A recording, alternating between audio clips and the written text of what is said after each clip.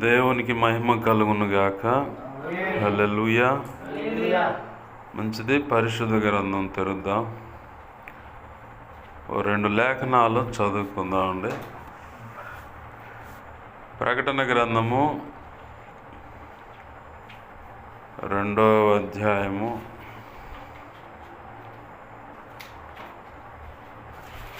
18వ వచనం కాడి నుంచి నేను చదువుతున్నాను. తుయతైరాలో ఉన్న సంఘపు దూతకు ఇలాగు రాయము: అగ్ని జ్వాలల వంటి కన్నులను అపరంజిని పోలిన పాదములను గల దేవుని కుమారుడు చెప్పు సంగతులేవనగా, నీ క్రియలను, నీ ప్రేమను, నీ విశ్వాసమును, నీ పరిచర్యను, నీ సహనమును నేను ఎరుగుదును. నీ మొదటి క్రియల కన్నా నీ కడపటి క్రియలు మరీ ఎక్కువైనవని ఎరుగుదును. అయినను నీ మీద తప్పు ఒకటి నేను మోపవలసి ఉన్నది. ఏమనగా, తాను ప్రవక్తనని చెప్పుకొనుచున్న యెజబెల్ అను స్త్రీని నీ ఉండనిచ్చుచున్నావు. జారత్వము చేయుటకును విగ్రహములకు బలిచ్చిన వాటిని తినుటకునది నా దాసులకు బోధించుచు వారిని మోసపరుచుచున్నది. మారు మనసు పొందుటకు నేను దానికి సమయం ఇచ్చి తిని గాని అది తన జారత్వమును విడిచిపెట్టి మారు మనసు పొందనొల్లదు. ఇదిగో నేను దానిని మంచం పట్టించి దానితో కూడా వ్యభిచరించువారు దాని క్రియల విషయమై మారు మనసు పొందితేనే గాని వారిని బహుశ్రమల పాలు చేతును. దాని పిల్లలను నిశ్చయముగా చంపెదను. అందువలన అంతరేంద్రియములను హృదయములను పరీక్షించువాడను నేనే అని సంఘములన్నీ తెలుసుకొనును. మరియు మీలో ప్రతి వానికి వాని క్రియల చొప్పున ప్రతిఫలం ఇచ్చేదను. మరొక లేఖన భాగాన్ని చూద్దామండి. సెమీ క్రిస్మస్ అంటున్నారు కాబట్టి లూకా సువార్త 1వ అధ్యాయము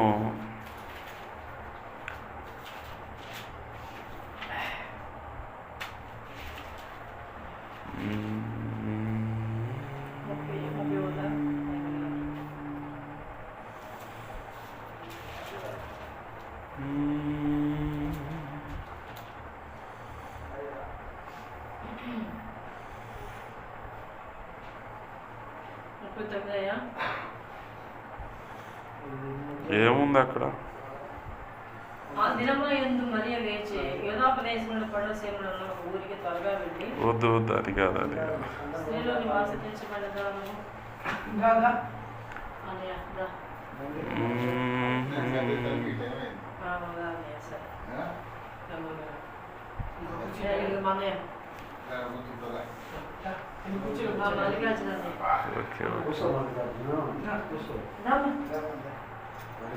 అలా కూర్చోలో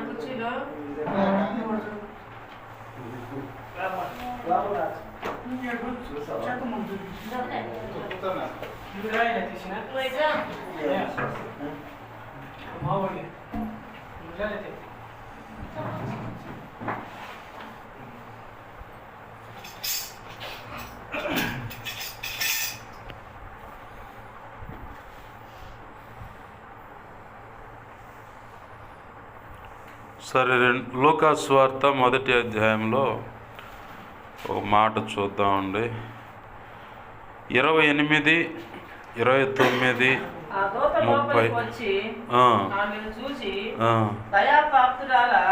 నీకు శుభము, ప్రభు నీకు తోడైనాడని చెప్పాను. ఆమె ఆ మాటకు బహుగా తొందరపడి ఈ శుభవచనం ఏమిటో అని ఆలోచించుకొని చుండగా దూత మరియా, భయపడకుము, దేవుని వల్ల నీవు కృప పొందితివి. ఆమేన్. చాలు, చిన్న మాట ప్రార్థన చేసుకుందాం. ప్రేమగల మా కన్న తండ్రి అయిన యేసయ్యా, నీకు వందనాలు, కృతజ్ఞతాస్తుతులు మా ప్రభువా. మీరు ఇచ్చిన లేఖనాలను బట్టి నీ కృతజ్ఞతాస్తుతులు. ఈ లేఖనాలను విరవండి. ఈ లేఖనము చాటున మీరు దాచి ఉంచిన మాటలు నీ మనసులో ఉద్దేశించుకున్నవి, మాకు అవసరమైనవి, నీ చిత్తానుసారముగా మీరు ఇచ్చిన ఈ 2 లేఖనాల్లో నుంచే ప్రభువా మీరే నాతో మాతోనూ సమకూడిన వారితోనూ ఇక ముందు వినబోతున్న వారితోనూ నీ అనాది ప్రణాళికలో ఎవరెవరితో మాట్లాడాలని నువ్వు ఉద్దేశించావో ఆ నీ ప్రతి మాట మా అందరికీ అందచేయమని, మాతో మాట్లాడమని బతిమలాడుచున్నాం.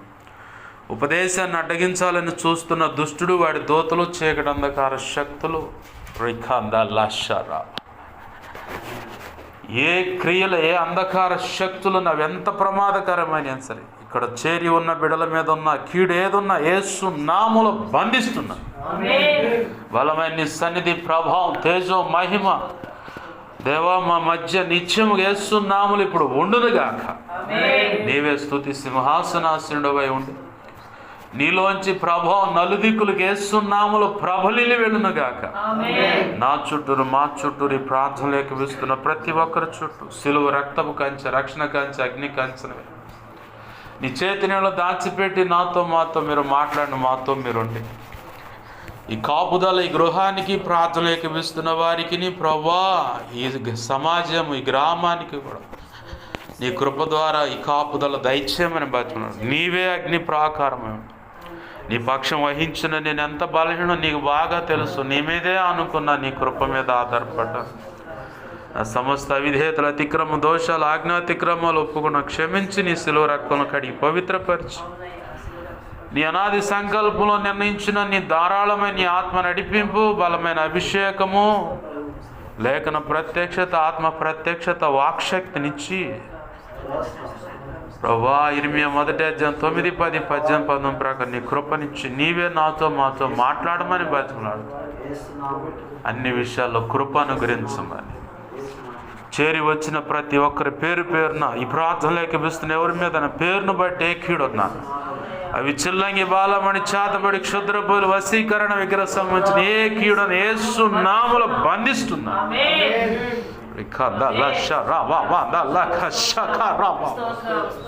సంపూర్ణమైన విడుదల కలుగునుగా.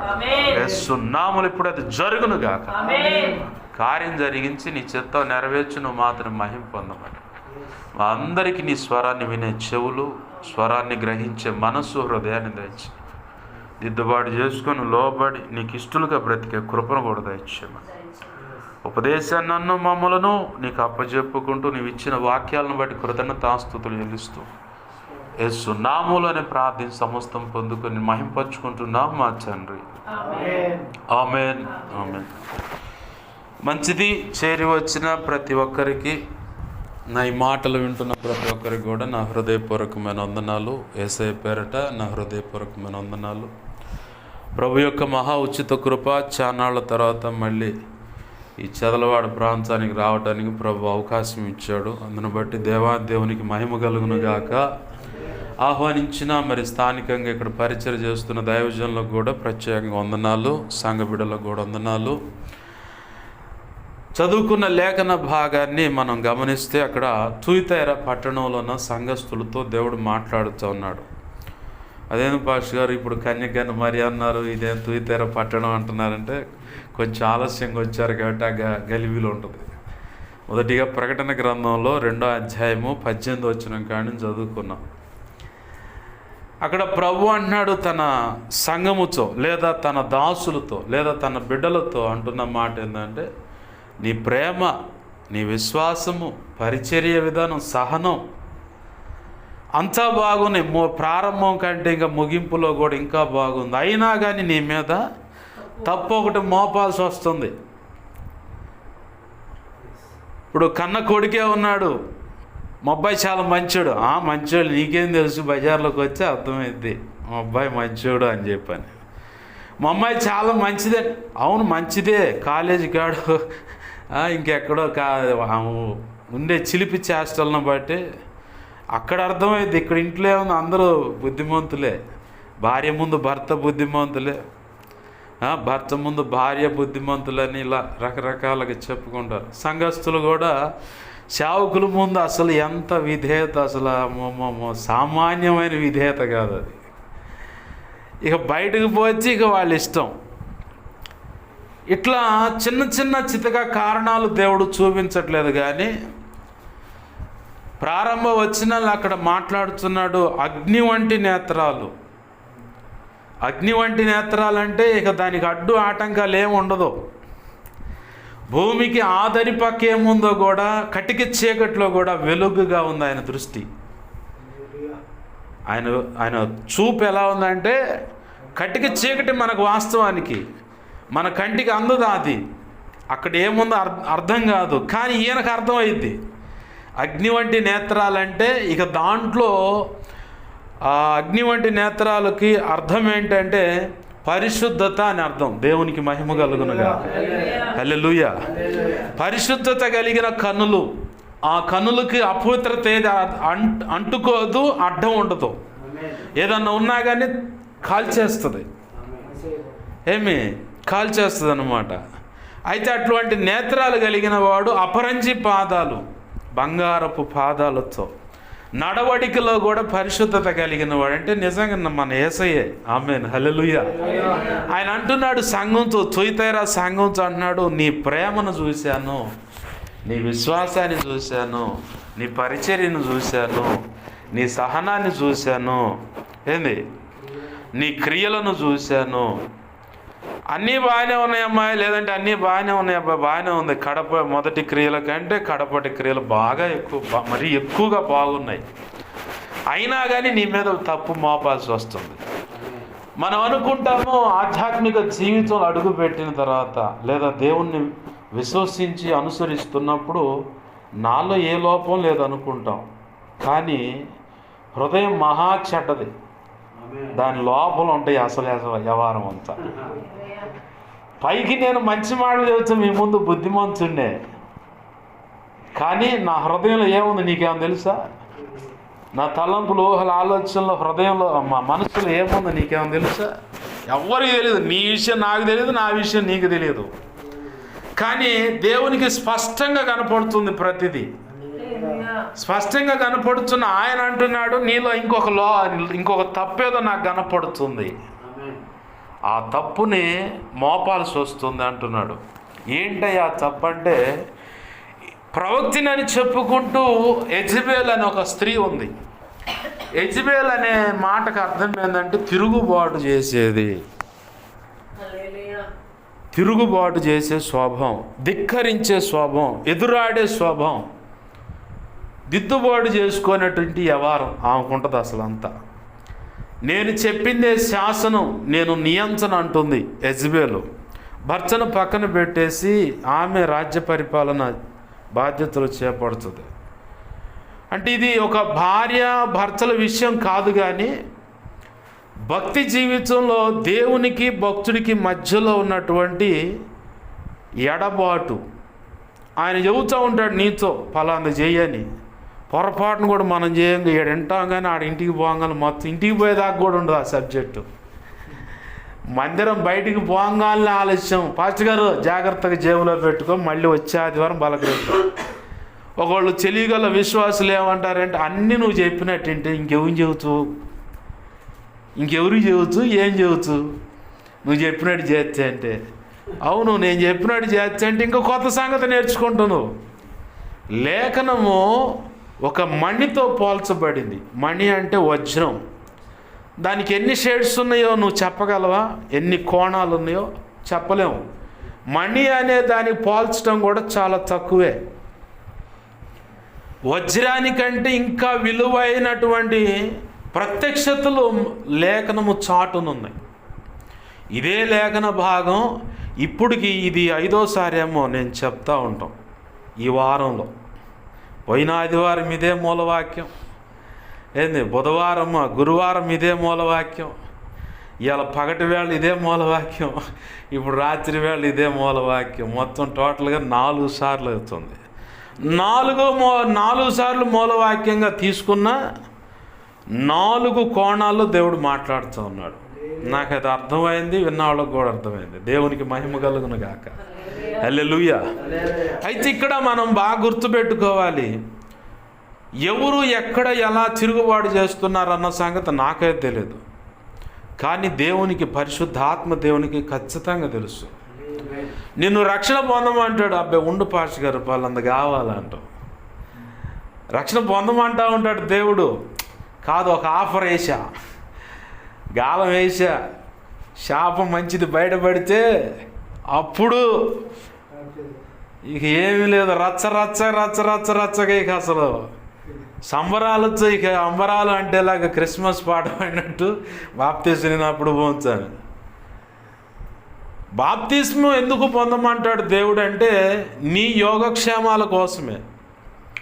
బాప్తిస్మంలో లేకుండా బయట ఉన్నంతసేపు నువ్వు దేవుని బిడ్డగా పబ్లిక్కి చెప్పుకుంటావు, సంఘానికి చెప్పుకుంటావు, కానీ దేవుడికి చెప్పుకోలేవు.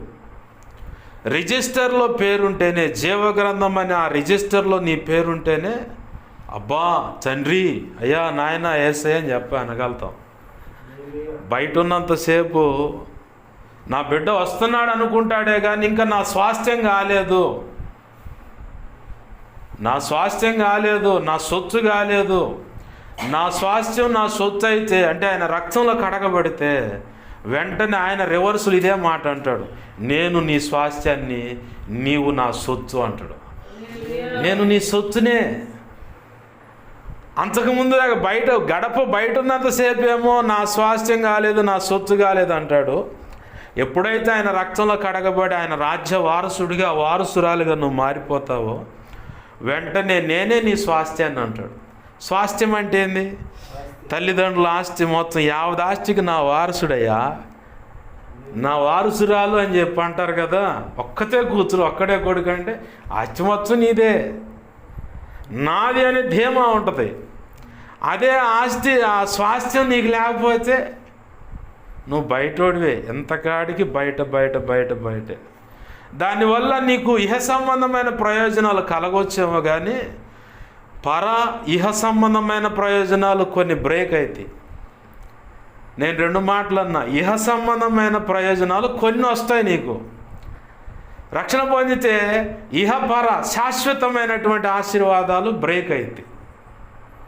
బాప్తిసం పొందామనుకో ఇహపర సంబంధమైన శాశ్వత కాలమైన ఆశీర్వాదాలు నీ సొత్తు అవుతాయి. ఇహపర సంబంధమైన శాశ్వత కాల ఆశీర్వాదాలు నా సొత్తు ఏంటంటే అబ్రాహాముతో దేవుడు మాట్లాడాడు, ఇసుక రేణువులంతా నీ సంతానం ఉంటుంది. అంటే ఈలోక సంబంధమైన ఆశీర్వాదం, సంతానానికి ఇచ్చే ఆశీర్వాదం, భావి తరాలకు నీవు పంచిపెట్టిపోయే ఆశీర్వాదం, దేవుని ద్వారా పంచి వెళ్ళిపోయే ఆశీర్వాదం. ఆకాశ నక్షత్రాలు కొన్ని లెక్కేయగలవంటే నా వల్ల కాదండు. పరసంబంధమైనది. పరసంబంధమైనదంటే పునాదులు గల ఆ పట్టణంలో నువ్వు ఇక్కడుండి సంపాదించుకునే జీతం, సంపాదన అంతా ఆడ పెట్టుకుంటావు తీసుకెళ్ళి. ప్రభు అన్నాడు, ఇహ సంబంధమైన ధనం మీద మోజు పెట్టమాకండి, పర సంబంధమైన ధనం మీద మోజు పెట్టండి, దాని మీద ఆశ కలిగి ఉండండి. మోజు అంటే ఆశ అని, అదేం భూతి పదం కాదు. ఏంది ఆశ కలిగి ఉండి. అక్కడైతే దొంగ ఉండడు, తుప్పు పట్టదు, చెమట కొట్టదు, చెదల పట్టదు, అక్కడ స్థిరంగా భద్రంగా ఉంటుంది. అయితే నువ్వు అక్కడ దాని మీద మనసు పెట్టమన్నాడు. ఒకవేళ ఇక్కడ రక్షణ లేకుండా ఒకవేళ జాగు చేస్తుంటే దేవుడు అంటున్నాడు, నిర్లక్ష్యం చేసుకోమాక. ఎప్పుడు ఎవరి ఆయుష్యం ఎలా ముగించబడుతుందో ఎవరికి అర్థం కాని పరిస్థితి. ఏంది బాప్తీసు అనుభవంలోకి వచ్చానుకో ఓ ధైర్యం ఉంటుంది. నేను ఒకవేళ ప్రభు చిత్తంలో పిలిచినా యేసయ్య దగ్గరికి పోతా కానీ ఇంకెక్కడికి పోనని ఒక కోణం. దేవునికి మహిమ కలుగును గాక. హల్లెలూయా. రెండవది, బాప్తీసం పొంది కూడా చాలామంది ప్రభు చెబుతున్న దిద్దుబాటు చేసుకోరు. అయ్యా నీ భార్య నీ సొంత శరీరాన్ని ప్రేమించినట్టు నువ్వు ప్రేమించాలండి. పడ్డావు మా మీదే అనుకోవచ్చు ఎవరైనా భర్తలు ఉంటే. కానీ 1 పేతురు 3:7 మాట ఉంది, కృపావరాలలో కూడా ఆమె నీకు ప్రత్యేకంగా కృపావరంగా ఇవ్వబడింది భార్య. ఏం రాసి ఉంది అక్కడ చూడండి. 1 పేతురు 3:7 కృపావరాలలో కూడా ఆమె ఒకటిగా ఎంచబడింది కాబట్టి నీ 3:7 నీ ప్రార్థనలకు అభ్యంతరం కలగ దేవునికి మహిమ కలుగునగా. చాలమ్మా. దేంట్లో అంట, జీవమను కృపావరములో పాలి భాగస్తురాలని ఎరిగి నీ ప్రార్థనలకు అభ్యంతరం కలగకుండా జ్ఞానముతో మరి ఎక్కువ బలహీన ఘట్టమని ఎరిగి, బలహీనరాలండి నా భార్య అంటారు, బలహీనుడండి నా భర్త అంటారు. ఇది ఇద్దరికి అన్వయించబడుతుంది, భార్య భర్తలు ఇద్దరికి ఈ వాక్యం. మరీ ఎక్కువ బలహీన ఘట్టమని ఎరిగి భార్యతో భర్త ఎక్కువగా జ్ఞానము కలిగి కాపురం చేయాల. ఏమాత్రం విభేదాలు ఉన్నాయా, జీవమను కృపావారం కాడ బ్రేక్ అవుతావు, అలాగే నీ ప్రార్థనకు కూడా దేవుడు సమాధానం ఇవ్వడు. అందుకే సొంత శరీరాన్ని ప్రేమించినట్టు ఆమెను ప్రేమించమండు. చాలా జాగ్రత్తగా ఉండాలి భార్యాభర్తల అనుబంధ దాంపత్య జీవితంలో, చాలా జాగ్రత్త. అందుట్లో సేవ చేసేవాళ్ళు అంటే ఇక అసలు ఎంత అంటే కొలబద్ద పెట్టుకొని స్కేల్ని తెలుగులో కొలబద్ద అంటారు. ఆ కొలబద్ద పెట్టుకొని అట్ట గీటుకేస్తాం, కరెక్ట్గా అంతే ఉండాలి. ఏమాత్రం అన్బ్యాలెన్స్ అవుతుంటే ఎవరో ఒకరు రాజీ పడి బ్యాలెన్స్ చేసుకోవాల్సిందే. బ్యాలెన్స్ చేసుకోకపోతే మాత్రం నిన్ను బట్టి సంఘము మొదటిగా డిస్టర్బ్ అయిపోద్ది. ఏమంటుందో తెలుసా, సంఘం నీ చెవికి వినపడదు కానీ సమాజానికి వారి నోటి మాట వినపడుతుంది. అరే వాళ్ళే సరిగా లేరురా, ఇక మన బతుకులేం సరిగా ఉంటాయి. ఎప్పుడు చూసినా వాళ్ళు ఎప్పుడు తగాదులు, ఏదో కారణం ఉంటుంది. అయితే ఇలాంటి సందర్భాలు కడుపులో పెట్టుకొని ప్రార్థన చేసే విశ్వాసుల ముందు జరిగినా పర్లేదు, కానీ అరాకొర విశ్వాసం కలిగిన వ్యక్తుల ముందు కనుక ఇలాంటివి ఒకవేళ తెలిసి ఉంటే వాళ్ళు మంచి 40-20 సైజులు వేస్తారు బ్యానర్లో. 40-20 సైజులో గుంటూరు జిన్నా టవర్ సెంటర్లో ఉంది బ్యానర్, నేను చూసాను. 40-20 సైజు అంత పెద్దగా టామ్ చేస్తారు. కాబట్టి దైవజనులు అన్నారు, సేవ అంటే కత్తి మీద నడక, చావు ఒకటే, కత్తి మీద నడక. కత్తి మీద నడక అంటే ఎటుపక్క భాష గారు అంటే పొదును ఎటుందో దాని మీదే నడవాల. భార్య అయినా భర్త అయినా లేదా సేవకుడైనా సేవకురాలైనా దాని మీద నడిస్తేనే, నడుస్తున్నప్పుడు ఇట్లన్నా తెగిపోద్ది, ఇట్లన్నా దిగిపోద్ది. అంత పర్ఫెక్ట్గా జాగ్రత్తగా ఉండాలి. సేవకుడి జీవితమైనా సేవకురాల జీవితమైనా వీళ్ళు దాంపత్య జీవితం మొట్టమొదటిగా ఫస్ట్ ఆఫ్ ఆల్ సమాజానికి కనపడేది వారి దాంపత్య జీవితం, నెక్స్ట్ కనపడేది సేవా జీవితం. మనం ఇక్కడే దేవుడు మనతో ఎన్నోసార్లు చెప్తూ ఉంటాడు, అయ్యా నీ భార్యతో ఇలా ఉండు, అమ్మ నీ భర్తతో ఇలా ఉండు, నీ భర్తని నువ్వు ప్రేమించాలి, లోబడాలి. ఒకళ్ళు అంటారు, ఏందండి వాడికి లోబడేది, వాడి ఎవరు నీకు తెలియదు, వాడెంత దుర్మార్గుడో తెలుసా. నేను చూసిన దాంపత్య జీవితాల్లో కొంతమంది చెప్పిన మాటలు ఇవి. అంటే నేను అక్కడక్కడ కౌన్సిలింగ్కి వెళ్తూ ఉంటాను, వెళ్ళినప్పుడు వాళ్ళ నోటి మాటలు చూడాలా. దుమ్ముకు దాన్ని మెలకుండా సైలెంట్గా దేవా యేసయ్యా స్తోత్రం ఏం చెప్పుకుంటానన్నా, ఏం చెబుతుంది అట్ట చెప్పుకున్నా. బాగా మనం గమనించాలి, ఒక భర్తగా భార్య నిన్ను ఓర్చుకున్నంతసేపే నువ్వు బజార్లో మొగుడివి కూడా, బజార్లో మొగుడివి కూడా. భార్య కనుక విసుగు చెంది నీ గురించి చెప్పడం మొదలుపెట్టిందంటే ఇక నువ్వు వాళ్ళు అనకూడదులే కానీ ఇంకా ఒక నపుంసకుడివి. బైబిల్లో ఉన్న మాటే మాట్లాడుతున్నా. భార్య సిగ్గు విడిచి నీ రహస్య జీవితాన్ని బయటపెట్టిందంటే ఇంకేమీ లేదు, నువ్వు ఒక నపుంసకుడు అయినట్టేగా. అంత జాగ్రత్తగా ఉండాలి. నాకు తెలిసి మా స్వగ్రామంలోనే ఒక కుటుంబంలో 2 కుటుంబాలు వాళ్ళ భార్యలు చెప్పిన మాట ఏంటంటే, నేను ఇక్కడ ఉన్నప్పుడు చెప్పకూడదు కానీ తప్పట్లేదు, స్త్రీ యొక్క మర్మాంగంలోకి కర్ర, వాడు సెక్సువల్గా కలిసే ముందుగా కర్రను ఉపయోగపెట్టి ఇట్లా చేస్తే ఎలా ఉంది, అట్లా చేస్తే ఎలా ఉంది అంటాడంట. మా తాతయ్య గారి దగ్గరకు వచ్చి ఆడగూతులు ఇద్దరు బాబాయ్ అనుకుంటూ వచ్చాడు, జాచండి వాడు అని చెప్పాను. 2 భార్యలు. ఇప్పుడు అలా రహస్యాలన్నీ బయటకు తీసుకొచ్చి చెప్పిందంటే ఎంత విసుగు పుడితే భార్యకి చెప్పు. కాబట్టి మన గౌరవం ఏంటంటే గడప దాటనంత వరకే, గడప దాటిందంటే మన నపుంసుల కింద లెక్కే. దేవుడు అంటాడు, నిన్న ఆ అనుభవాలు నాకు చిన్నప్పుడు అన్నమాట, ఎంత 12-13 సంవత్సరాలప్పుడు విన్న మాటలై తాతయ్యతో వచ్చి చెప్తా ఉంటే విన్నా, అక్కడ అరుగు మీద కూర్చొని. ఇలా చేస్తాడు. నాకు కొంత యుక్త వయసుకు వచ్చిన తర్వాత అర్థమైంది. అప్పుడు అర్థం కాదు, 12 సంవత్సరాలకి ఏం అర్థమైంది భార్య భర్తల దాంపత్య జీవితం. తర్వాత కాలంలోకి నేను అడుగులు వేస్తా, లోకంలో పరిస్థితులు చూస్తా, అనేక అనుభవాల పాఠాలు నేర్చుకుంటున్నప్పుడు కొన్ని దాంపత్య జీవితాలు చూసినప్పుడు దేవుడు అప్పుడు నేర్పాడు. భార్య గుట్టుగా ఉన్నంతసేపేనబ్బాయి, గుట్టుగాస్త బయటేసిందా ఇక అంతే.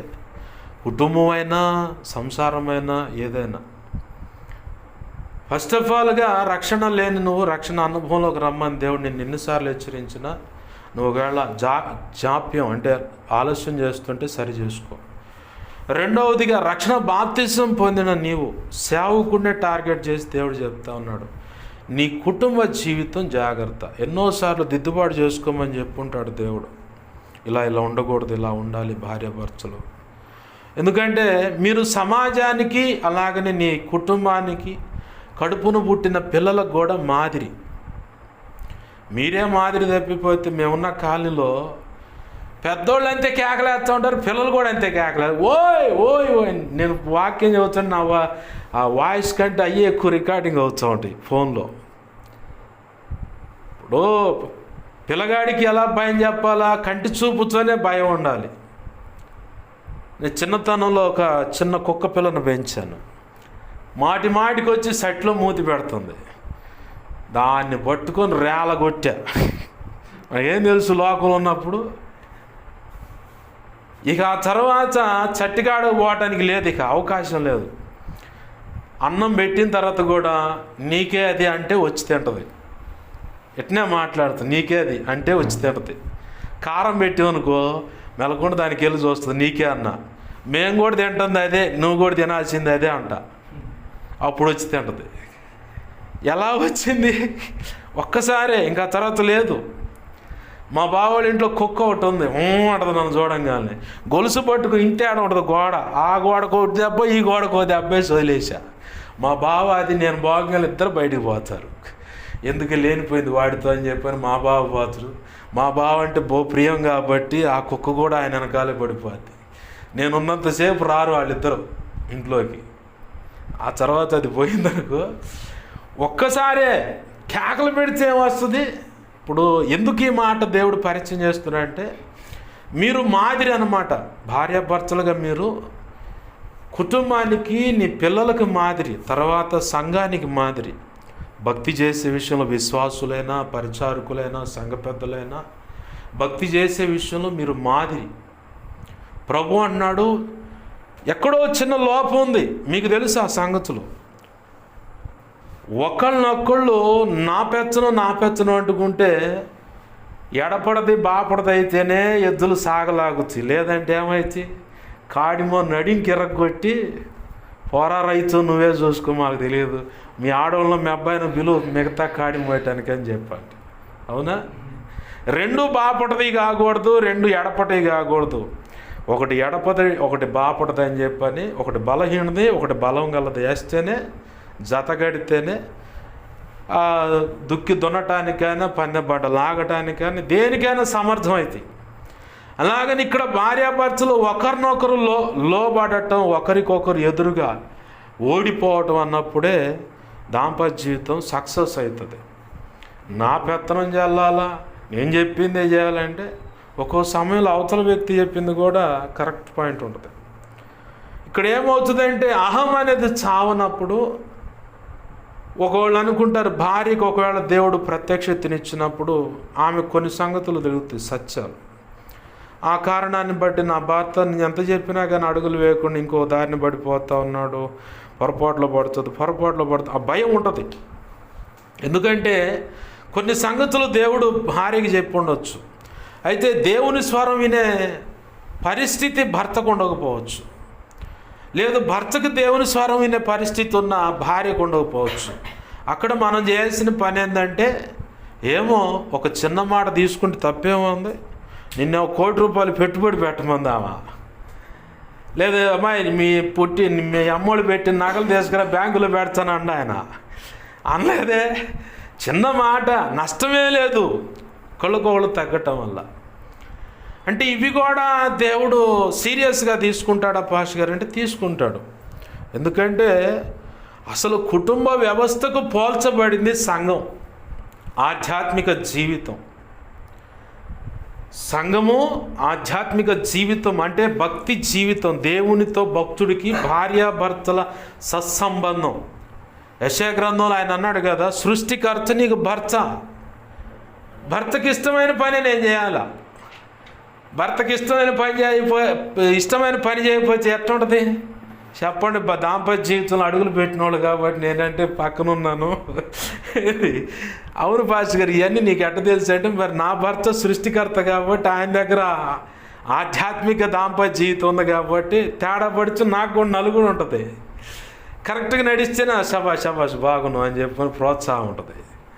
అక్కడ ఆయన పాదాల చెంత కూర్చొని నేర్చుకున్న అనుభవ పాఠాలు కొన్ని మీకు అందనే ఉంటాయి, కొన్ని మీ దగ్గర నుంచి నాకు అందనవి కూడా ఉంటాయి. ఇంత దాంపత్య జీవితంలో అడుగులేచ్చండి, ఇంత లోతైన మర్మాలు ఎక్కడి నుంచి వస్తాయి నేను ఏదో మొత్తానికి ఏదో అనుకుంటారు కానీ ఏమీ లేదు. దేవునికి మహిమ కలుగును గాక. హల్లెలూయా. దాంపత్య జీవితానికి, ఆధ్యాత్మిక దాంపత్య జీవితానికి పోల్చబడింది భక్తి జీవితం. కాబట్టి చిన్న పొరపాటు ఉన్న ప్రభు సహించలేడు. ఎందుకంటే నిన్ను అలలారు ముద్దుగా కోరుకున్నాడు. ఎట్లా చంక పెట్టుకొని తల్లిపై కౌగిట్లు అప్పుడే పుట్టిన పసికను తొలిచూలు బిడ్డ ఎంత ముద్దుగా చూసుకుంటుంది, అలలారు ముద్దుగా చూసుకున్నాడు. అట్లానే నిన్ను కోరుకున్నాడు. కాబట్టి ఏ చిన్న లోపం ఆయనకు చూసినప్పుడు నీలో కనపడకూడదు, అలాగనే సభ్య సమాజంలో కూడా నిన్ను చూడంగానే కనపడకూడదు. లేదు ఇతర సంఘాలు చూసినప్పుడు కూడా నీ దగ్గర కనపడకూడదు ఆ లోపం. అది సేవలైనా, ఉపదేశంలో అయినా, ప్రార్థనలో అయినా, దేవునితో నడిచే విధానంలో అయినా, సాక్ష్యం విషయంలో అయినా సరే ఏ చిన్న లోపం కనపడ్డా ఆయనకు ఇష్టపడ్డాం. కాబట్టి ప్రభు అన్నాడు, యెజబెల్ అనే ఒక స్త్రీని నువ్వు ఉండనిస్తున్నావు, దాని స్వభావం ఏంటంటే తిరుగుబాటు చేయటం. సరి చేసుకోదు అది పొరపాటును కూడా. సరి చేసుకోకపోవటం కాకపోగా ఏలియాని ఏముంటుంది, 850 మందిని చంపానని సంబరపడుతున్నావు కదా ఏలియా, వాళ్ళల్లో ఒకటిగా నువ్వు అవుతావు, నీ సంగతి తేలుస్తా అంటావు. అంటే ఇక చంపటానికి కూడా సిద్ధపడేటువంటి స్వభావం యెజబెల్ ఆత్మకు ఉంది, అంటే యెజబెలుకు ఉంది. అలాంటి స్వభావ క్రియలు సంఘంలో ఉన్నాయి. సేవకుల్లో ఉండొచ్చు, విశ్వాసుల్లో ఉండొచ్చు. డైరెక్ట్గా వాళ్ళు చంపరు కానీ ఇండైరెక్ట్గా చంపుతారు మాటల యుద్ధంతో. కత్తి వంటి పోటు కలిగిన మాటలు అని చెప్పనుంది. మాటలతో కూడా మనిషిని మానసికంగా చంపేవారు ఉంటుంది. వాళ్ళు సత్క్రియలు చేస్తున్నా కానీ ఇది కరెక్ట్ కాదని నొప్పించి విశ్వాసులను బాధించేటువంటి సంఘ సేవకులు లేకపోలేదు. ఇది కూడా యెజబెలుకు సంబంధించిన ఒక దురాత్మ అన్నమాట. ఇలాంటి క్రియలను అనుసరించే వాళ్ళు కూడా ఉన్నారు. వాళ్ళతో పాటు ఈ యెజబెల్ ఆత్మతో కలిసి అలాగా నడుస్తున్న సేవకులతో కలిసి నడుస్తున్న విశ్వాసులు వాళ్ళు కూడా ఉన్నారు. కొంతమంది వాళ్ళ స్వప్రయోజనాల కోసం వాళ్ళు మారు మనసు పొందకపోతే మొత్తాన్ని వేసేస్తాను అంటున్నాడు దేవుడు. అలా శిక్షించడం వల్ల జరిగేది ఏంటంటే నేనున్నానన్న సంగతి వాళ్ళకు గుర్తుండదంట. నేను ఉన్నాను అన్న సంగతి వాళ్ళకు గుర్తుండదంట. దేవుడు తన ప్రజలతో ఉన్నాడన్న సంగతి ఏలియా ఉన్నప్పుడు అర్థమైంది, షడ్రక్ మేషక్ అబేద్నెగోలు ఉన్నప్పుడు అర్థమైంది. అలాగనే పౌలుతో కూడా దేవుడు ఉన్నాడన్న సంగతి చక్రవర్తులకు అర్థమైంది, ఓడలో ప్రయాణం చేసే వాళ్ళకి అర్థమైంది పౌలుతో పాటు. అలాగనే ఈ ప్రకటన గ్రంథం రాసినటువంటి యోహానుతో కూడా దేవుడు ఉన్నాడన్న సంగతి ఎన్నో శ్రమలు, ఇరుకు, ఇబ్బందులు అనుభవించిన తర్వాత చిట్టు చివర తీసుకువెళ్ళి పద్మాస్ దీవులో పడేశారు. ప్రభు జనమందు తనొక్కడే ఆరాధన చేసుకుంటుంటే ఆత్మవశుడైనప్పుడు దేవుడు అప్పటి వరకు మరుగై ఉన్న సంగతులు కాస్త బయటికి తెచ్చాడు. ఆమేన్, హల్లెలూయా. మనం అనుకుంటా అప్పుడప్పుడు నేను ఒంటరిని అన్నప్పుడు అసలు నీకు ఎంత అవకాశం ఇచ్చాడు తెలుసా దేవుడు. భార్య పక్కన ఉందనుకో, భర్త పక్కన ఉండనుకో, లేదా ఎవరైనా సంఘస్థులే దగ్గర ఉన్నారనుకో, అయ్యా అది అమ్మ ఇదే అని చెప్పని కబుర్లు పెడుతుంటారు. అదే ఒంటరిగా ఉన్నప్పుడు మన బంధము అనుబంధం అంటే యేసయ్యతో కూర్చొని చక్కగా ప్రార్థనలో గడుపుతూ ఉంటే ఆయన దిగొచ్చి నీతో మాట్లాడుతూ ఉంటాడు. ఒంటరిగా ఎన్నోసార్లు దేవుడు నాతో మాట్లాడిన సందర్భాలు ఉన్నాయి ఏకాంత ప్రార్థనలో. అప్పుడప్పుడు నేను బాధపడ్డ రోజులు ఉన్నాయి, కానీ ఒంటరిగా ఉన్నప్పుడు ఏకాంత ప్రార్థనలో కూర్చున్నప్పుడు దేవుడే ప్రత్యేకంగా వచ్చి యేసయ్యే నాతో, ఇప్పుడు నేను నీతో ఎలా మాట్లాడుతున్నా అలా మాట్లాడుతాడు నాతో. నాకు ఉన్న వ్యక్తిగత అనుభవం. నిర్గమాకాండం 33:11 చదివించినట్లుగా ఒక స్నేహితుడితో మాట్లాడినట్టు మోషేతో నేను మాట్లాడుతానన్నాడు. సేమ్ అదే అనుభవం. ప్రతిరోజు నిద్ర లేవగానే పడక ప్రార్థన చేసుకోగానే ఆయన మాట్లాడితే ఆ నెక్స్ట్ నాకు నోటి మాట బయటకు వస్తుంది. అప్పుడు దాకా మౌనంగా ఆయన మాట్లాడిన దాకా కనిపెడుతూనే ఉంటాను. మళ్ళీ మందిరానికి వెళ్తాం, మళ్ళీ ఆడ ప్రార్థన చేసిన తర్వాత మళ్ళీ ఆయన మాట్లాడిన దాకా కూర్చుంటా. మళ్ళీ ఆయన చెప్పే సంగతులన్నీ మళ్ళీ ఇంటికి వస్తా. మళ్ళీ ఇంటికి వచ్చాం ఖాళీగా ఉండం, మళ్ళీ ప్రార్థన వాక్యమో లేదంటే చదవటం వింటమో, ఇదే పని. నీకంటే తప్పదురబ్బా, మాకు పనులు ఉన్నాయి, నీకు మళ్ళీ ఉంటే ఎట్టా అంటే, నీకున్న అవకాశంలోనే ఆ కొద్ది సమయంలో దేవునితో గడిపితే నా బిడ్డ తన స్వప్రయోజనాల కోసం కష్టపడినా ఆ ఒళ్ళు నొప్పులు, ఆ విసుగు, చేదరం మీద, అలసట మీద కూడా కొంత సమయం నా దగ్గర గడుపుతున్నాడు కాబట్టి నా కుమారుడు, నా కుమార్తె అని చెప్పి నేను సంతోషిస్తాడు. ఇలాగ గడపటం వల్ల కూడా నువ్వు కూడా ఇంకొక వ్యక్తికి సాక్ష్యం ఇవ్వగలుగుతావు. అయ్యా, ఒకప్పుడు నేను పనులు చేస్తా, దొరికిన అవకాశంలో కొద్ది సమయం నేను దేవుని సన్నిధిలో గడిపా, ప్రార్థన చేసుకున్నా, వాక్యం చదువుకున్నా, అలా దేవుని ఎదుట నమ్మకంగా ఉన్న దాన్ని బట్టి ఇదిగో ఇంత గొప్ప కృపనిచ్చాడు నాకు దేవుడు అని నువ్వు ఇంకొక వ్యక్తికి సాక్ష్యం ఇవ్వగలుగుతావు. అయ్యో ఉంది 5 నిమిషాలేనండి, ఏం చేస్తున్నా బాబా, ఎస్ స్తోత్రం, అమ్మ హల్లెలూయా అంటే అట్ట. ఇంకోళ్ళు చెప్పాలంటే ఆ కొద్ది సమయాన్ని కూడా దేవుని సన్నిధిలో సద్వినియోగం చేసుకుంటే పట్టజాలనంత ఆశీర్వాదాలు నీ సొంతం అవుతాయి. ఆమేన్, హల్లెలూయా. ఏంది మనం ఏం చేస్తాం, 5 నిమిషాలే కానీ అడ్డం పడతాం. ఆ 5 నిమిషాలు కూడా ఒక్క నిమిషం గడిపినా దేవుని సన్నిధిలో కౌంట్ అవుతూ ఉంటుంది. సమయం వ్యర్థంగా పోగొట్టుకోకుండా సద్వినియోగం చేసుకుంటుంది నా కుమారుడు, నా కుమార్తె అని చెప్పని ఆయన సంతోషిస్తాడు. అదే నాకు తెలిసిన ఒక సహోదరుడు ఉన్నాడు, పోలకోట్లో పోతూ ఉంటాడు. ఫస్ట్ గారు నేను దేవుని దూరం ఆపోయా బాబు, ఈ సాక్ష్యాన్ని బతకని అన్న, ఈ కొద్ది సమయాన్ని బతకని, ఆ సాక్ష్యాన్ని ఉంచుకో. ఇంకొక వ్యక్తిని ప్రోత్సహించడానికి, ఇంకొక వ్యక్తిని బలపరచడానికి ఆ సాక్ష్యం ఉపయోగపడుతుంది నీకు. పోలకోట్లు అంటే మామూలు చాకిరి కాదు, ఒళ్ళు పులిసిపోయిద్ది. ఇంటికి పోతాడు, స్నానం చేస్తాడు, 1 గంట వాక్యం ఉంటాడు, 1 గంట ప్రార్థన చేసుకుని పండుకుంటూ మళ్ళీ 5ంటికి లేచి పరిగెత్తుకుంటూ వచ్చాడు. ఏందబ్బా అంటే ఇప్పుడు వాక్యం కూడా చదువుతున్న పాస్టర్ గారు అంటాడు. దేవునికి మహిమ కలుగును గాక. హల్లెలూయా. ప్రభు అంటున్నాడు, నీ మీద ఒక నేరం మోపాల్సి వస్తుంది. ఏంటయ్యా నేరం అంటే, తిరుగుబాటు చనం ఉంది. దేవునికి నచ్చనటువంటి క్రియలు కొన్ని ఉన్నాయి. ఆ క్రియల వల్ల నీకు రావాల్సిన ఆశీర్వాదం బ్రేక్ అవటమే కాదు, దేవుడేమో పక్కన నిలబడి ఉన్నాడు. రక్షణ పొందిన వ్యక్తులతో మాట్లాడుతున్న మాట ఇది, సేవకులతో. నీకు రావాల్సిన ఆశీర్వాదము నీకు రాకుండా బ్రేక్ అయి ఉంది. పరిశుద్ధాత్మ దేవుడు పక్కన నిలబడి ఉన్నాడు. ఇప్పుడు నీలో లేడు, పక్కన ఉన్నాడు. పక్కనుంటే ఏమవుతుంది పాస్టర్ గారు అంటే, పక్కనుంటే 2 నష్టాలు ఉన్నాయి.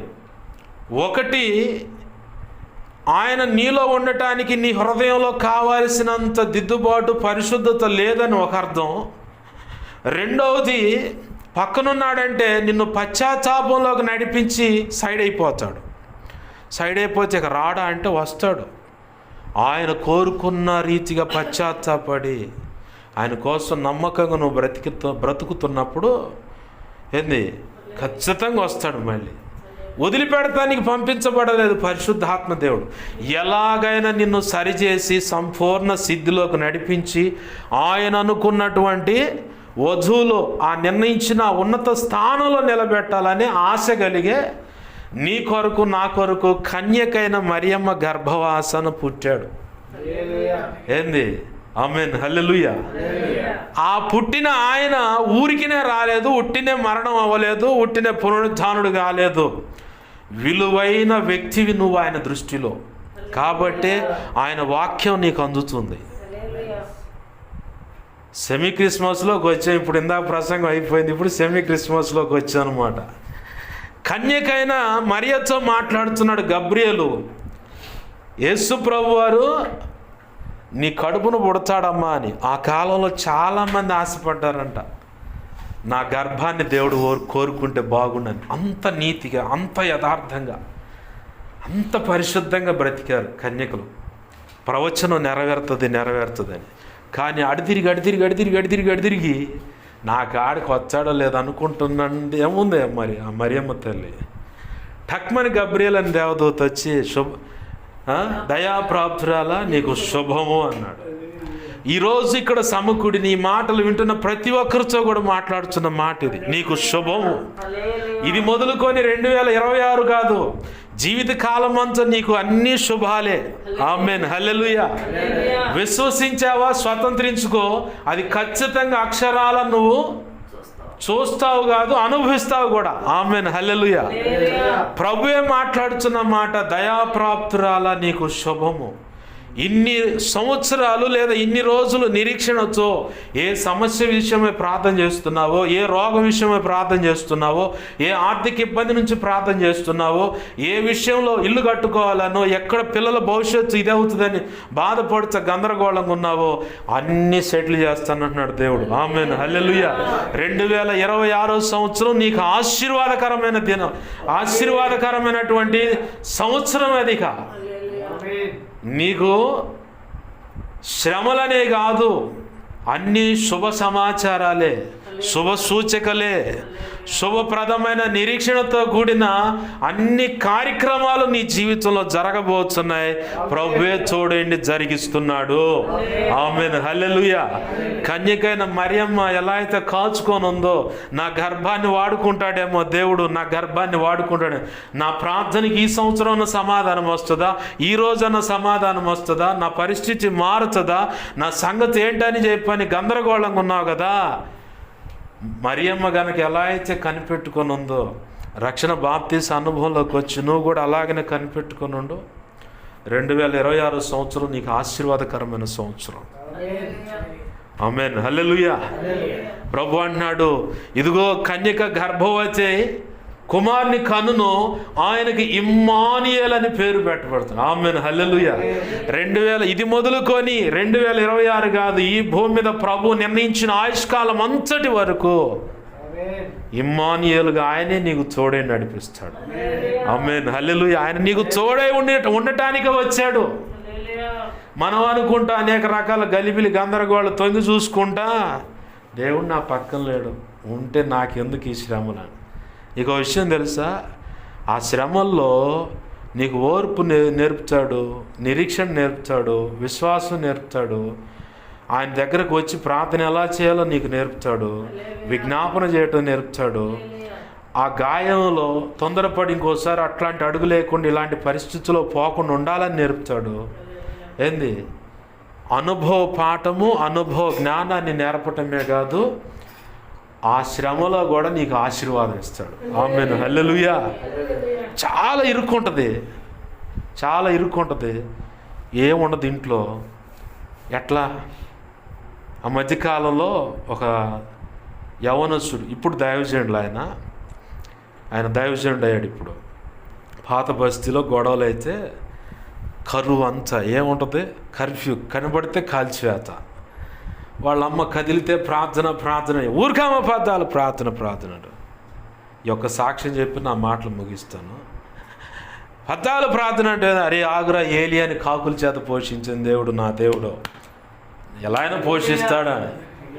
ఆమేన్, హల్లెలూయా. ఎలా అయినా పోషిస్తాడు, ఆగు అని చెప్పంటే ఊరికో పిచ్చి దానిలో పద్దా. మా అమ్మ ఎప్పుడు చూసిన పేదన ఏం ప్రార్థన చేస్తానే ఉంది. ఆ కర్ఫ్యూలో ఒకళ్ళు వచ్చి తలుపు కొట్టారు. ఎవరో చూడని చెప్పనగానే పోలీసు వాళ్ళు, వీళ్ళెవరో మీకు తెలుసా అని చెప్పాను. తెలుసండి, పక్క కొట్టాను. సరే మీ ఇంట్లో ఉంటాను, వండిస్తారంటే వండిస్తాను. అంతకుముందు ఆ తల్లి మాట జరిగింది, రే కాకుల చేత కాకపోయినా కాకి చొక్కాల చేతనా నా యేసయ్య పోషిస్తాడు రా అని చెప్పని ఒక మాట. పోషించడు, కనబడితే కాల్ చేస్తారు, పోషించడంట అని చెప్పి అంటున్నాడు ఈ యవనస్తుడు. ఉడుకునెత్తుడు కదా. మనం కూడా అప్పుడప్పుడు ఇదే డైలాగులు వాడుతూ ఉంటాం. చేర్చడు, ఏం చేర్చడు, ఎట్టుంటే ఇంత గందరగోళం కొట్టి చేర్చడు అంట దేవుడు. అయ్యా నీ సమస్య పరిష్కారం అయితే ఏందండి అయ్యా ఇన్ని సంవత్సరాలు ఏమైనా మాట వింటుందా, వాడు ఏమైనా మాట వింటాడా, ఈ అయ్యేయ్యా అబ్బాయి వాళ్ళ సంగతి నీకు బాగా తెలీదు, వాడంత మూర్ఖుడు ఇంకొకడు లేడు, అంత కఠినుడు ఎట్ట మారుతాడంటే మారుతాడు యేసయ్య మాట్లాడితే. ఆమేన్ హల్లెలూయా. ఇప్పుడు 18 లోకాసు వార్త 18లోన ఉంది, అన్యాయస్తుడైన న్యాయాధిపతి ఆమె ఎన్నిసార్లు పోయింది, ఇసుకిచ్చిందంట. ఏంది మనుషులకు భయపడను, దేవుడికి భయపడను, ఏమైంది వదిలిపెట్టకుండా విసిగిస్తుంది, ఏదన్నా కానీ న్యాయం చేయాల్సిందని. మరి అట్లాంటి వాడి మనసు మార్చినప్పుడు నీ సమస్యను ఎందుకు పరిష్కరించడు దేవుడు? ఖచ్చితంగా పరిష్కరిస్తాడు. మనం విశ్వసించిన దాన్ని బట్టి పొందుకుంటాం మనం. ఆమేన్ హల్లెలూయా. ప్రభు ఏమన్నాడు, నీ విశ్వాసమును బట్టి కార్యం జరుగుతుంది. శతాధిపతి ఏమన్నాడు, అయ్యా నా ఇంటికి రావాల్సిన అవసరం లేదు, నువ్వు ఒక్క మాట చెప్పాను. ప్రభు ఆశ్చర్యపోయి, నేను ఎంతమందిని చూశాను, ఎట్లాంటి విశ్వాసం ఎక్కడ నేను చూడాలి. నీ విశ్వాసాన్ని చూసి కూడా ఒక ఆడగూతురుగా, ఒక ఆడపిల్లగా, ఒక మగవాడిగా, ఒక యవనస్తుడిగా నిన్ను చూసినప్పుడు కూడా దేవుడు ఇంత విశ్వాసం అని ఆశ్చర్యపోవాలి. బళా నా మంచి దాసుడు అంటమే కాదు, నా ప్రియుడవు, నా ప్రియురాలు అని కూడా అనాలి ఆయన. ఆమేన్ హల్లెలూయా. ఏంది ఆ యవనస్తుడు అంటానే ఉన్నాడు. వాళ్ళు వచ్చారు, అయ్యా మాది చిల్లర కొట్టు, సరుకులు వేసుకుంటే వచ్చలు అన్నారు. సరే వేసుకోండి అమ్మా అని చెప్పని సరుకులు వేసుకున్న దాకా ఉండి అయిపోయింది. ఆ చల్లి యవనస్తుడికి వెళ్ళి చూస్తుంది, ఎరా చూసివా ఆనాడు ఏలి అని కాకులతో పోషిస్తే ఈనాడు మన కుటుంబాన్ని ఈ కాకి చొక్కాలను వాడుకొని పోషిస్తున్నాడు. ఇదిరా నా దేవుడు అంటే, దేవునికి మహిమ కలుగును కదా. హల్లెలూయా. విశ్వాసం ప్రార్థనను బట్టి దేవుడు ఒక మాట నీకు రిలీజ్ చేశాడంటే అది చేస్తాడు కాబట్టి నీకు అందించాడు. ఆ మాట నీ చెవిని పడేలా చేశాడు, నీ హృదయంలో భద్రపరిచాడు. అదే ఆయనకి చేతగాని పని చెయ్యను అన్న మాట అయితే నీకు చెప్పడు. చెయ్యను అన్న మాట అయితే ఇది కాదని చెబుతుడు. నేను చేస్తాను అన్నాడంటే నువ్వు ఎంత వాటికి ఆ మాటను స్వీకరించి స్వతంత్రించుకుంటా అన్నది మాత్రం గడప కాడ మనం ఎలా అయితే యేసయ్య సన్నిధిలో కాచుకొని ఉంటామో అలాగ నీ హృదయ వాకిటి కాడ కాచుకొని చూస్తూ ఉంటాడు ఆయన. ఆమేన్ హల్లెలూయా.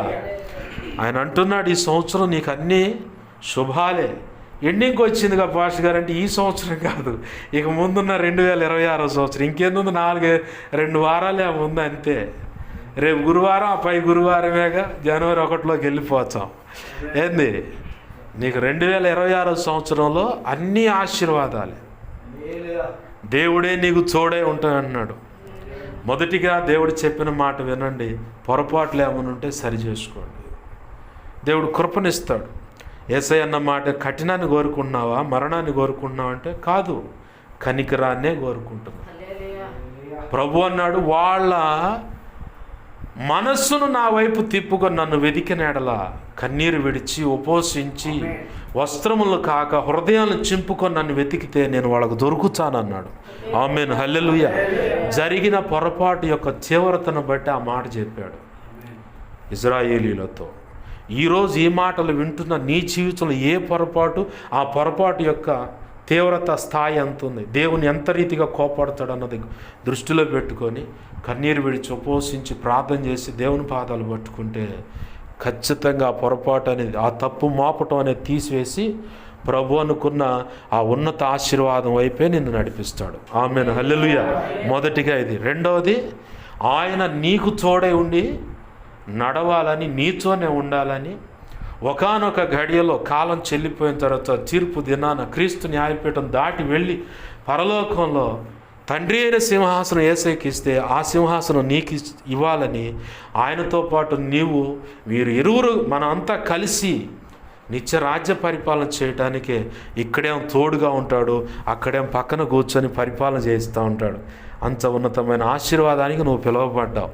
అందుకే ఆయన దిగివచ్చి కన్యక మరి గర్భవాసన పుట్టి నీ కొరకు నా కొరకు మనందరితో పాటు ఏంది తోడై ఉన్నాడు, త్యాగం చేశాడు. అది అయిపోయింది.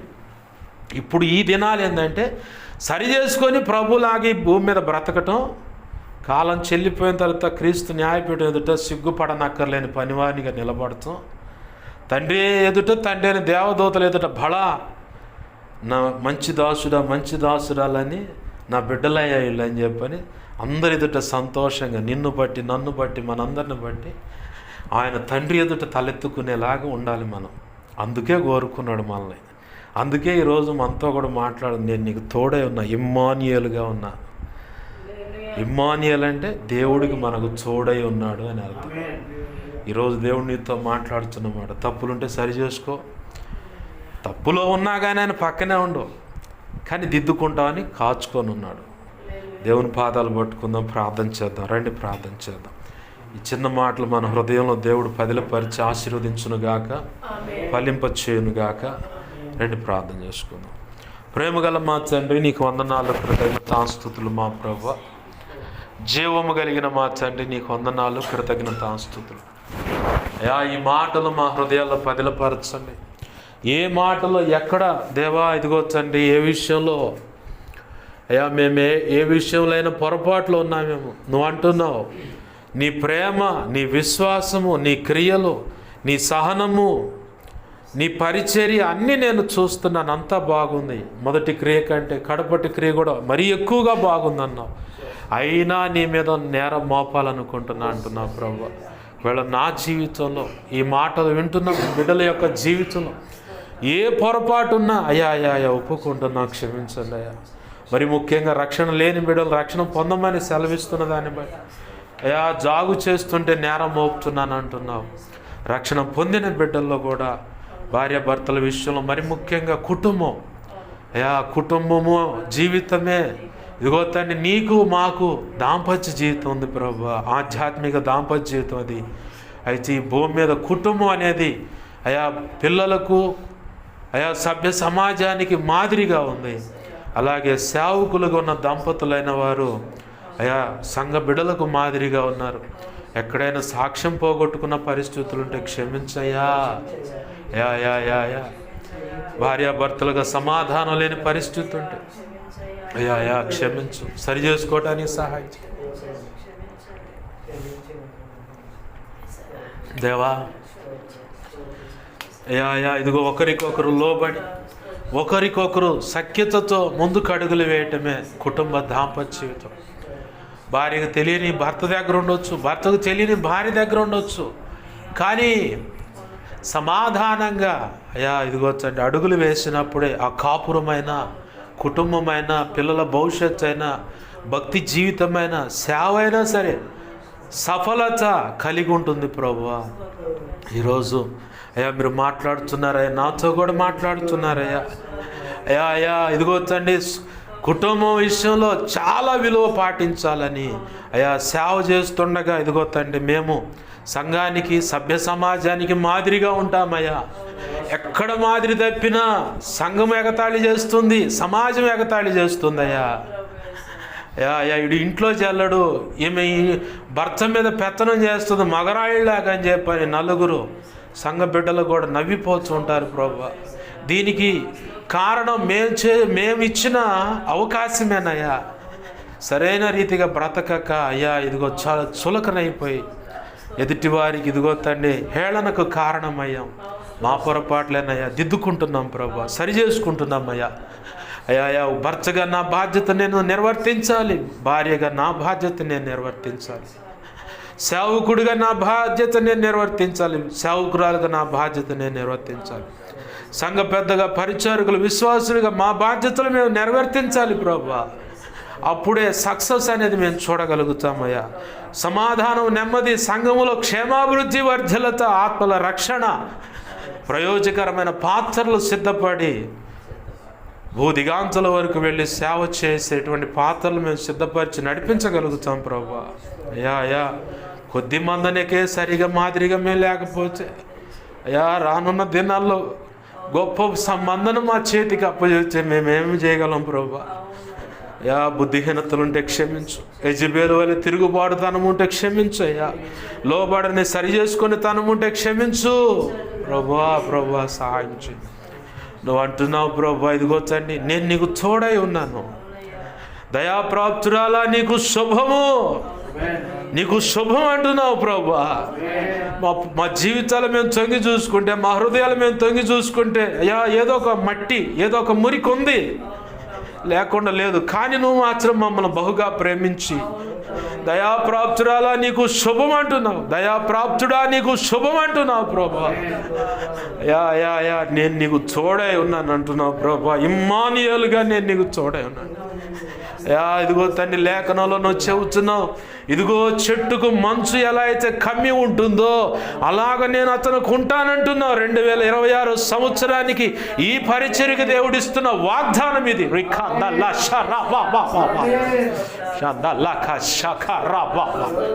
చేరి వచ్చిన ప్రతి సంఘానికి ఇస్తున్న, సంఘ బిడ్డలకు ఇస్తున్న వాగ్దానం ఇది. చెట్టుకు మంచు ఎలా అయితే కమ్మి ఉంటుందో, అంటి పెట్టుకొని ఉంటుందో, అలాగా 2026 సంవత్సరంలో ప్రియమైన కుమారుడా, కుమార్తె, దైవజనుడు, దైవజనురాల నీతోనే మాట్లాడుతున్నాడు.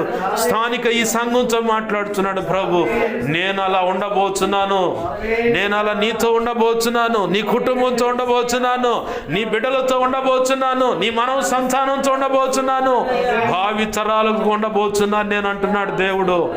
చెట్టుకు మంచు ఎలా అయితే కమ్మి ఉంటుందో అలాగ నీతో ఉంటానంటున్నాడు దేవుడు. ఈ సంఘముతో ఉంటానంటున్నాడు. ఆత్మల రక్షణ జరగబోతుంది. 2026 సంవత్సరంలో ఆత్మల రక్షణలోకి వస్తాయి. ఇంకనూ సంఖ్య పెరుగుతుంది. సంఘ సరిహద్దులు విశాలపరచబడతాయి. ఈ సంవత్సరం అంతం కల్లా మందిరానికి స్థలము దేవుడు ఇవ్వబోతా ఉన్నాడు. మందిరం కట్టబోతున్నారు, ఉన్నతమైన సేవ చేయబోతున్నారు. ఇక్కడ నుంచి సేవక గణం లేపబడబోతా ఉంది. ఇప్పుడు ప్రార్థన చేసేవారు లేరని దిగులు పడుతున్నారు మీరు. విజ్ఞాపన కర్తలను మీకు ఇస్తున్నాడు దేవుడు, ప్రార్థనా పరులను మీకు ఇస్తున్నాడు దేవుడు, బలిపీఠాన్ని పట్టుకొని కన్నీరు విడిచేటువంటి యోధులను ఇస్తున్నాడు దేవుడు మీకు. ఉపవసించి మీ క్షేమాభివృద్ధి కోసం, సంఘ క్షేమాభివృద్ధి కోసం, ఆత్మల రక్షణ కోసం, ఈ సభ్య సమాజము ప్రజలు రక్షించబడటం కోసం ఉపవసించి బలిపీఠాన్ని పట్టుకొని కన్నీరు విడిచే యోధులను మీకు ఇవ్వబోతున్నాడు దేవుడు. రానున్న 2026 సంవత్సరంలో అది మీరు అక్షరాల చూస్తారు. ఇంకొన మెండైన కృప మీ మీద పోయబడింది, మెండైన కృప మీ మీద పోయబడింది, దైవజనులుగా మీ మీద పోయబడింది. యేసు నామములో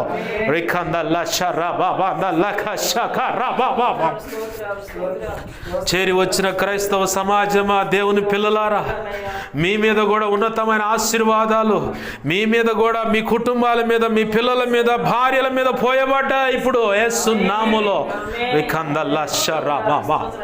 నీకున్న ఇరుకు ఇబ్బంది కట్లన్నీ తెగిపోతున్నాయి, అపవాది బంధ కట్లు తెగిపోతున్నాయి. ఇదిగో రక్షణ పొందకుండా అడ్డుపడుతున్న అపవాది కట్లు తెగిపోతున్నాయి. నోరు తెరవనటువంటి నోరు, ఇదిగో నాలుక సడలింపు చేయబడి యేసు నామములో దేవుణ్ణి మహిమపరచబోతున్నావు. ప్రార్థన ధారాళంగా చేయబోతున్నావు నువ్వు. దేవుడు ఇంకా నీపై ప్రార్థనాత్మను కుమ్మరిస్తున్నాడు, విజ్ఞాపనాత్మను కుమ్మరిస్తున్నాడు. ఇంతకాలము నాకు బాధ్యత లేదనుకుంటున్నావు, ఇదిగో బాధ్యత నీవే స్వతంత్రించుకొని మరి మోకాళ్ళేసి ప్రార్థన చేయబోతున్నావు. ఈ సమాజం కోసం, ఈ సమాజంలో నా ఆత్మల కోసం ప్రార్థన చేయబోతున్నావు. నా మోకాళ్ళు వంగవు కదా అంటున్నావు. హబక్కు గ్రంథం 3:18-19 వచనాల ప్రకారము ప్రభు నీకు కృప కలుగు చేస్తున్నాడు. ఆమేన్. యేసు నామములో ఖచ్చితంగా నువ్వు మోకాళ్ళేస్తావు, నువ్వు మోకాళ్ళేస్తావు, నిలువు మోకాళ్ళ మీద ఉండి ప్రార్థన చేస్తావు. నువ్వు చూస్తావు అది, నువ్వు చూస్తావు అది. యేసు నామములో రిఖాందల్లా షరా బాబా. నీ భార్య నీ దగ్గరకు వస్తుందయ్యా దైవ సహోదరుడా. రానున్న దినాల్లో మీరు దేవుని సేవ చేయవలసి ఉంది. నీ భార్య నువ్వు హక్కును చేర్చుకో. ఖచ్చితంగా దేవుడు కార్యం చేయబోతున్నాడు, సంతానం ఇవ్వబోతున్నాడు. నీవు నీ భార్య కలిసి వీరితో పాటు దేవుని సేవలో ఉండబోతున్నారు, దేవుని సేవ చేయబోతున్నారు మీరు. ఖచ్చితంగా ఇది నెరవేర్చబడబోతోంది. 2026 సంవత్సరంలో అది నువ్వు కనులారా చూస్తావు, కన్నీరు విడిచి మరి కృతజ్ఞతాస్తుతులు చెల్లిస్తావు. దేవుడు కార్యం చేయబోతున్నాడు. విశ్వసించు, విశ్వసించు. నా బిడ్డల భవిష్యత్తు ఏమైపోద్దు, అప్పులు ఉన్నాయి అనుకుంటున్నా, మొత్తం తీర్చేస్తాడు దేవుడు. ఇక ఎప్పుడు అప్పు చేయవు, అప్పిచ్చేవాడిగానే నువ్వు ఉంటావు. నీ చెయ్యి పైగానే ఉంటుంది కానీ కిందగా ఉండదు. నిన్ను తలగానే ఉంచుతాడు కానీ ఉన్నతమైన స్థలాల మీద దేవుని యొక్క దేశముల యొక్క ఉన్నత స్థలాల మీద నిన్ను ఉంచుతాడు దేవుడు. రానున్న దినాలు అది నువ్వు చూడబోతున్నావు. దేవుడు అది చేయబోతా ఉన్నాడు. దేవానికే వందనాలు, వందనాలు, వందనాలు ప్రభువా. నీ మహా ఉచిత కృపను బట్టి నీ బిడ్డల విషయమై సంగతి అంతా తెలియపరిచినది కృతజ్ఞతాస్తుతులు. ఈ వాక్యాన్ని మా హృదయాల్లో పదిలపరచండి అయ్యా. అంటు కట్టండి, నీరు కట్టండి, ఫలింపచేయండి దేవా. అనేక పర్యాల నెమరవేయటానికి కృపను దయచేయండి. ఈ విధంగా నాతో మాతో అందరితో మాట్లాడినందుకు కృతజ్ఞతాస్తుతులు చెల్లిస్తున్నాను ప్రభువా.